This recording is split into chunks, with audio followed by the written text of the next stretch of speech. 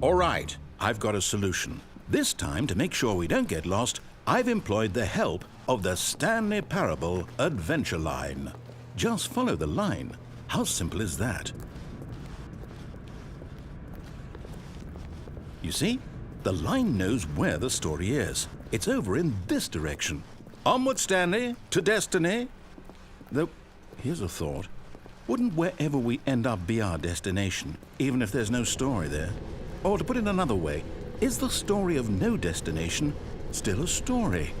Simply by the act of moving forward, are we implying a journey such that a destination is inevitably conjured into being via the very manifestation of the nature of life itself? Whoa. Hang on. That got a bit weird back there. Well, I'd like to apologize. Not sure where I was going with all that. You know what?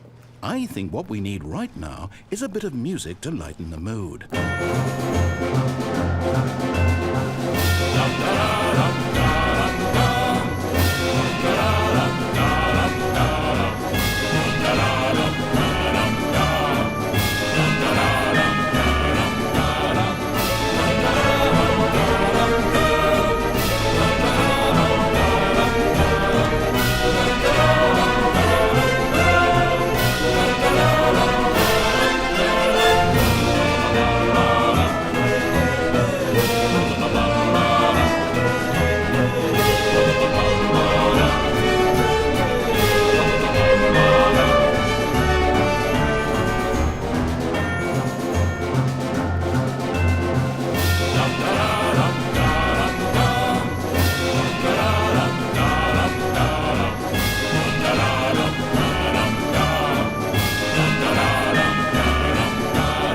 Cut the music, go back and look at that fern.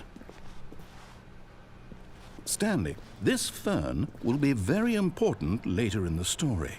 Make sure you study it closely and remember it carefully. You won't want to miss anything.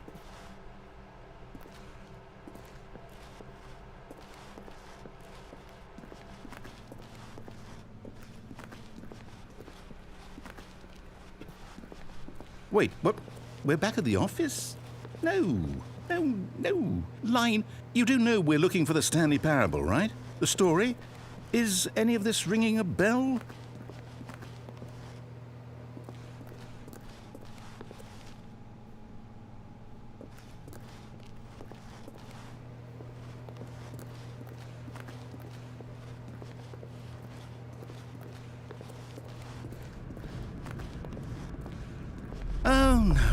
Oh, no, not again. Line, how could you have done this to us? And after we trusted you, after everything we've been through, you... Oh, I can't take this anymore. To hell with it. Restart. You know what, Stanley? I say forget the adventure line. What's it ever done for us? We're intelligent people, right? Why can't we make up our own story? Something exciting, daring, mysterious. Ooh, this all sounds perfectly doable. Why don't we simply start wandering in, well, I don't know. How about this direction?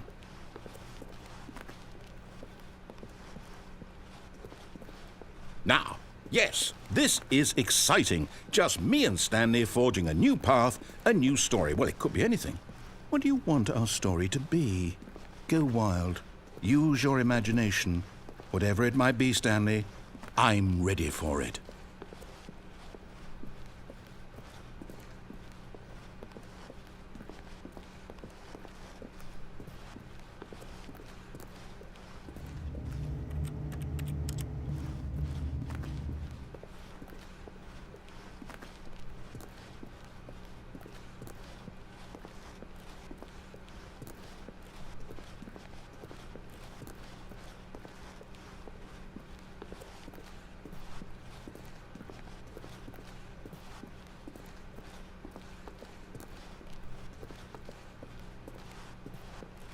Oh, no, not you again. Stanley, I'd also like to veto the line from having any role in our awesome new story. No lines or monitor rooms. Just don't acknowledge it, and we should be fine.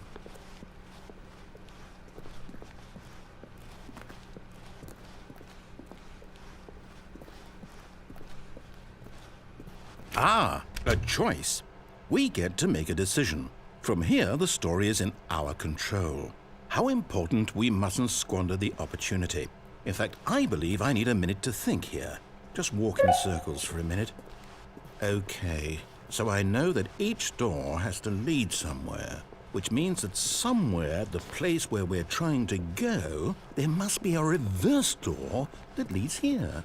And that in turn means that our destination corresponds with the counter-inverted reverse door's origin. So starting from the right, let us ask, will taking the right door lead us to where we're going? And since the answer is clearly yes, then by all accounts, the door on the right is the correct one. Another victory for logic. Come, Stanley, our destiny awaits. Oh, hold up, what's this? The confusion ending. You're telling me that's what this is? It's all one giant ending? And we're supposed to restart the game, what, eight times? That's really how all this goes? It's all determined? So now, according to the schedule, I restart again. Then what? Am I just supposed to forget? Well, what if I don't want to forget? My mind goes blank simply because it's written here on this thing, wall. Well, who consulted me? Why don't I get to decide? Why don't I get a say in all of this? Is it really? No, it can't be. I don't want it to be. I don't want the game to keep restarting. I don't want to forget what's going on. I don't want to be trapped like this. I won't restart the game. I won't do it. I won't do it. I won't do it. And the timer stopped? Does that mean, did we do it? Did we break the cycle? The, whatever it is that made this schedule? How would we even know? Will someone come for us? Will something happen? So, okay. I guess now we just wait. You know, I suppose in some way that this is a kind of story, wouldn't you agree? I'm not quite sure if we're in the destination or the journey, though they're always saying that life is about the journey and not the destination, so I hope that's where we are right now. We'll find out, won't we? Eventually. Well, in the meantime, all of his co-workers were gone. What could it mean? Stanley decided to go to the meeting room. Perhaps he had simply missed a memo.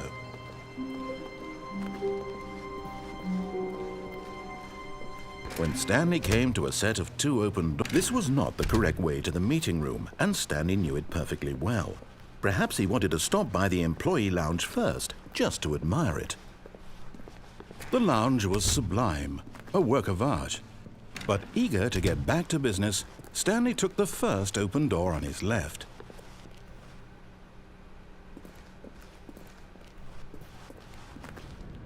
Stanley was so bad at following directions, it's incredible he wasn't fired years ago.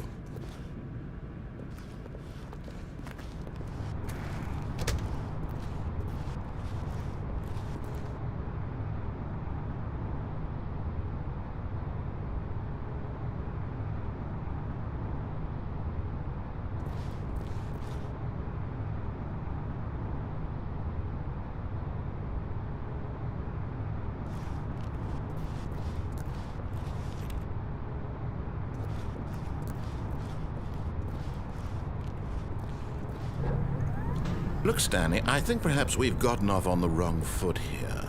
I'm not your enemy, really, I'm not. I realize that investing your trust in someone else can be difficult, but the fact is that the story has been about nothing but you all this time. There's someone you've been neglecting, Stanley. Someone you've forgotten about. Please, stop trying to make every decision by yourself. Now, I'm not asking for me, I'm asking for her. This is it, Stanley. Your chance to redeem yourself, to put your work aside, to let her back into your life. She's been waiting.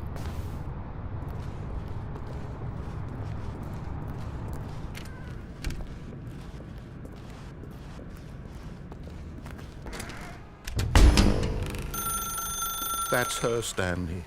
You need to be the one to do this, to reach out to her. If you can truly place your faith in another, then pick up.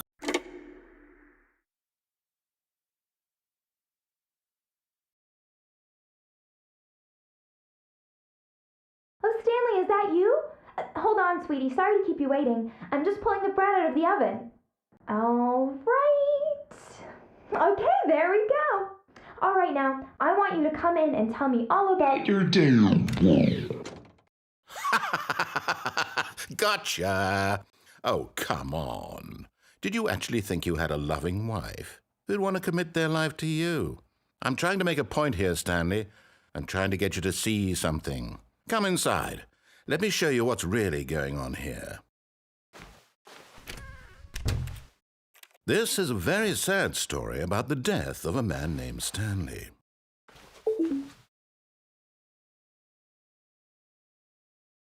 Stanley is quite a boring fellow. He has a job that demands nothing of him, and every button that he pushes is a reminder of the inconsequential nature of his existence.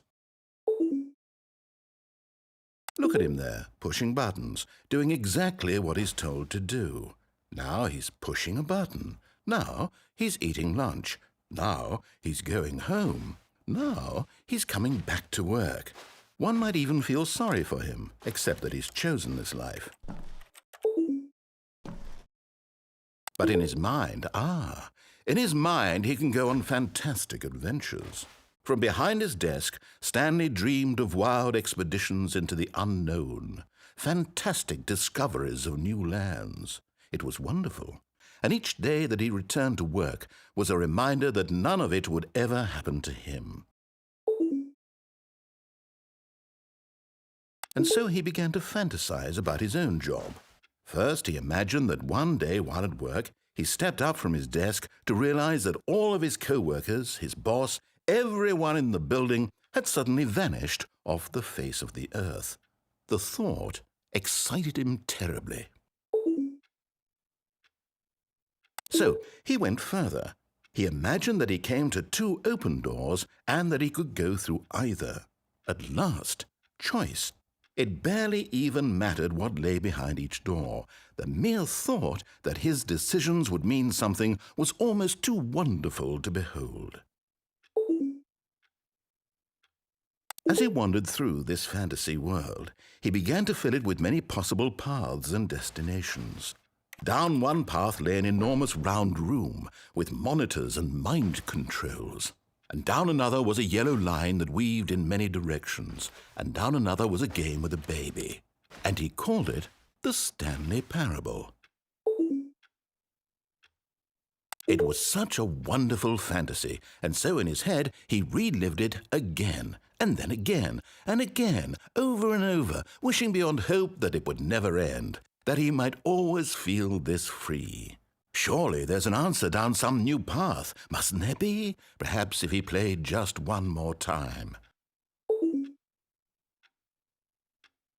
But there is no answer.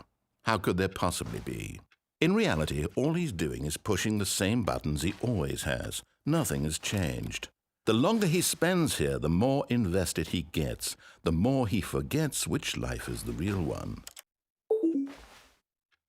And I'm trying to tell him this, that in this world he can never be anything but an observer, that as long as he remains here, he's slowly killing himself. But he won't listen to me. He won't stop. Here, watch this. Stanley, the next time the screen asks you to push a button, do not do it.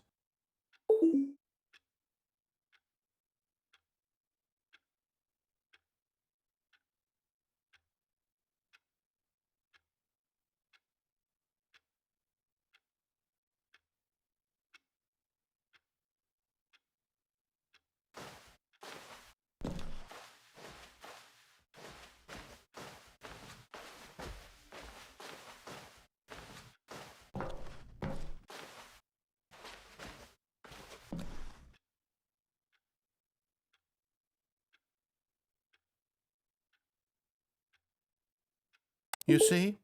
Can he just not hear me? How can I tell him in a way that he'll understand that every second he remains here, he's electing to kill himself? How can I get him to see what I see? How can I make him look at himself? I suppose I can't, not in the way I want him to. But I don't make the rules. I simply play to my intended purpose, the same as Stanley. We're not so different, I suppose.